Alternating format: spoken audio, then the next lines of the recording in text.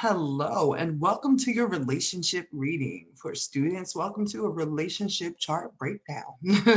So, what we're going to get into here is how two people's energy connect. This is known as the relationship purpose reading under in-depth readings on my websites. That's the service I offer, but we'll go over a synastry chart, which is what we're looking at here. This is the um, alignment of both people.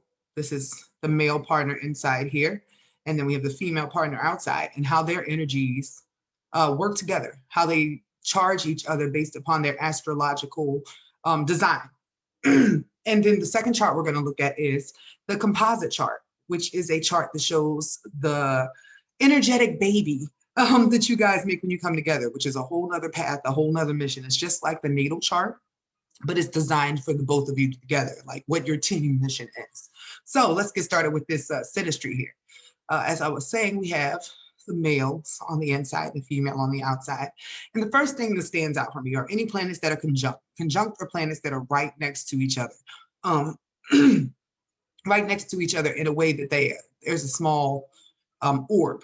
What you do is you look down here, see vertex 14 is the degree. 18 is the degree here. If they are less than 10 apart from each other, that means they affect each other in a heavy way. So with that being the case, this is a fated match. The vertex is a marker for fated relationships, something that could not be avoided. Now you look individually at each person's house to see what the fated event is for them.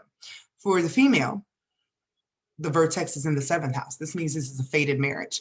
And for the male, this is a relationship that will change how he interacts in intimate relationships because it's in his 8th house. We also see that her Venus, the way that she loves and the things she values, affects the way that he is able to finally give himself in this relationship. And as you can see here, this is opposition, his Venus over here, exactly opposite. So he's learning how to love things other than his technology, his money, his connection to his friends, because it's in the 2nd house of money, and then it's in the sign of Aquarius. So he might be one of those guys that's really bros before hoes in that sort of way. But something about her is meant to change him. So next we look for what other areas have conjuncts, because I feel like they are the biggest indicators. You can get lost in all the other math that's right here in the middle, but just seeing what really pings you. Like most people want to know, what drives me crazy about this person? Why can't I let this person go? Like, what is it about our chemistry? And that's where you look at these planets. So you see right here, there's Chiron, which is the womb, both in their 5th house. This has something to do with their self-expression, them being able to be who they were as children, maybe a childhood womb. But his Juno, which is the soulmate marker, is right here, which lets me know this is a soulmate connection. They are healing something within each other. Like they're able to talk to each other like anybody else, even possibly spoil each other, because Chiron in Taurus sometimes means that these people did not get the finer things they wanted in life. They did not have stability. So there'd be a lot of bonding in their communication over things they have been through together. Because as you can see here, another indicator typically of soulmates is their house alignment is similar. They had a very similar setup and how their lives played out, because the ascendant represents the path. So there are only 12 paths: Capricorn, Aquarius, Pisces, Aries, Taurus, Gemini, Cancer, Leo, Virgo, Libra, Scorpio, Sagittarius, and we're back around the cap. And each path, and you typically have a soulmate, sorry about that. A soulmate has a similar lineup. You see their ascendant, both in Capricorn. They have the path of creating their legacy. And I feel like these people belong together because of this. The next area I would look at here is the ascendants, what we were just talking about. His Jupiter works with her Lilith. This means her desire to get materials, because you got to look, it's in Capricorn. The bag. This is a woman who is about her money, her independence, and that's where she's from. This is the South Node. This is not new to her. This is a boss female here. It's his expansion. It helps who he is as a person, the way he shines, the way he shares his knowledge even, really sets her off. See, this is connected to who she used to be, past life. So this lets us know automatically this is a relationship that has already happened for them. This is their 2nd time. But the last time she stayed to herself. She did not get married. This time, her North Node is over here. In the seventh house, they're meant to be married. It lands in his marriage house as well. This life, they are meant to be a family. So this is fun, right? This is a karmic marriage because you see their 12th house, her soulmate asteroid is right here. It works in his 12th house of karma, things that are left over, something that didn't happen last time. But both of their Neptunes are conjunct each other, but you got to come down here. And once again, Neptune 1 degrees Capricorn. Oh, nope, they're not. It's not in the same sign. It's in the same house, though. That's why you check the degrees, because sometimes it's really hard to tell in here. The next area I would look, because you want to tell them, like, how are you affecting each other, right? This is her moon, her feelings, the way she is, the inside, based upon her relationship with her mother, is triggered by when he gets angry, the way he does things, the way he moves, as far as if he's being sneaky or secretive or anything like that. So that's something to keep in mind there, because sometimes we're being healed through our partnerships. You see, her Mars is pushing against his restrictions in life. So something about her drive, her passion, like, so I would imagine there is a high intensity in this relationship. Like, they're very, what's the word? I don't want to say obsessed with one another, but there's a lot of passion here, and it has to do with not having anybody to cling on to during childhood in some way. So when they found each other and find comfort in each other, it sort of becomes like this amazing transforming bond that can get out of hand if both people don't be completely transparent with each other.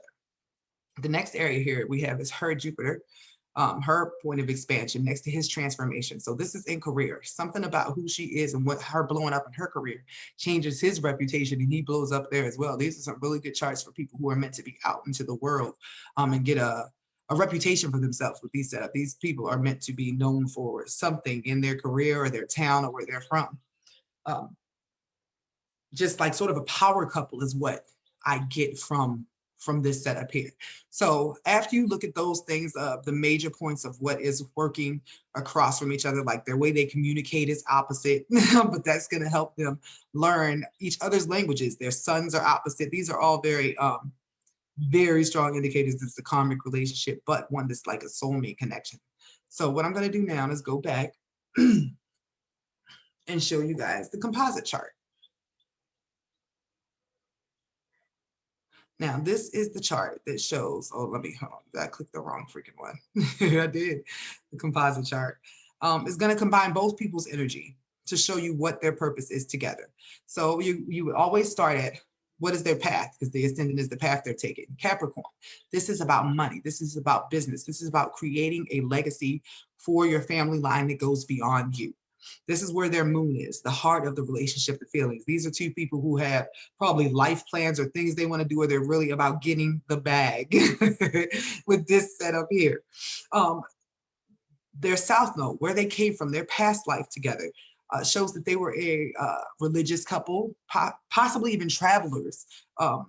People who came up with philosophies, just really making a big difference in their community. In this life, they are meant to take the wealth of all of their knowledge that they learned that comes sort of from outside of them, because this is the 12th house, and share it in their day-to-day life. This could be a couple that's meant to write or speak, but something about their relationship is meant to be something that is told to other people in order to inspire them. And that's because their Mars, the planet of their drive, is in their career in Scorpio. You would check where the Scorpio energy is residing, which is the 8th house. And for them, that's in Leo. This means entertainment, film, dramatics. There's something that makes me feel like these people are possibly film writers or maybe musicians, either as their job. I can't wait to ask. But that is definitely heavily here, because this is the 2nd house of their gifts, what they have in order to make things happen for him. Here's Juno again, that soulmate marker, that little faded piece. With it being Pisces here, that means that they are able to take their inspiration, the inspiration of their relationship, of the discussions they have, the lessons they learn together, and share those with other people through music, art, film, poetry, dance. Just, they are meant to take everything that they go through, or the inspirations and dreams, especially like something about them sleeping in the same bed would cause like wild dreams, prophetic dreams, even with this setup here. Now, Venus is the planet of how they're meant to make their money.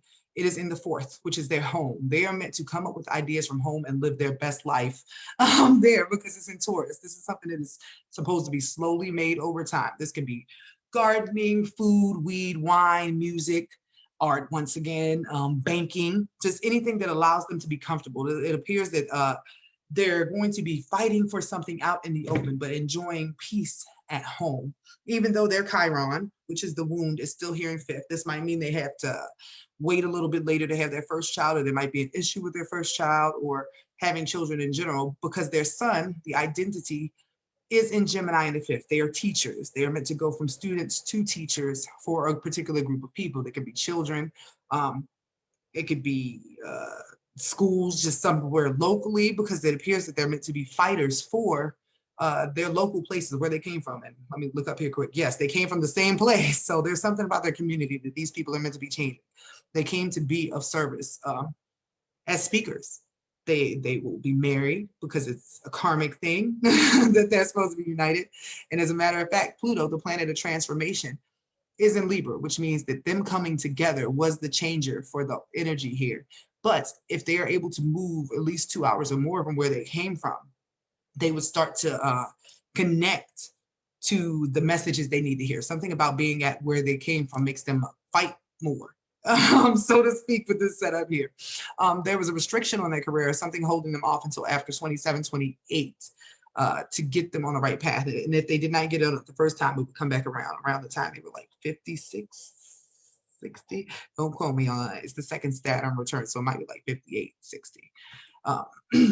Because once again, their drive is in uncovering things, helping people with trauma, banking, real estate. I know that's a weird collection of things, inheritance and stock markets, but I'm getting the distinct feeling that they're meant to take the root of their childhoods, the things that they haven't endured, and share those with other people so they are able to find their way out of similar situations. When you see planets in somebody's 11th house, this is the spiritual tribe group, their soul group, their wishes and dreams, the fans they belong to.